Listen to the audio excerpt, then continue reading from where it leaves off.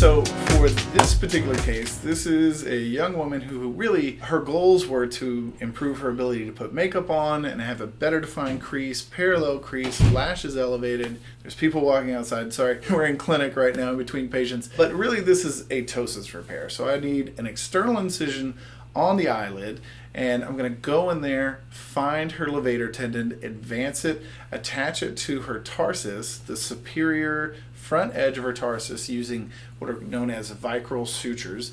These are dissolvable sutures. You can use permanent sutures in levator advancement or levator resection surgeries, but most of the time I'm choosing vicryl these days. Now, when we closed this incision, we still used anchoring technique, the same one that I use in pretty much all my other Asian eyelid surgery cases, to ensure that the crease has a good, crisp, sharp look to it and it stays in place. Because if you simply just close the skin after any kind of blepharoplasty or ptosis repair, that crease can kind of shift and change positions during the healing process. So I'm pretty happy with how this one turned out, and hopefully you found that helpful. Testing. Woo!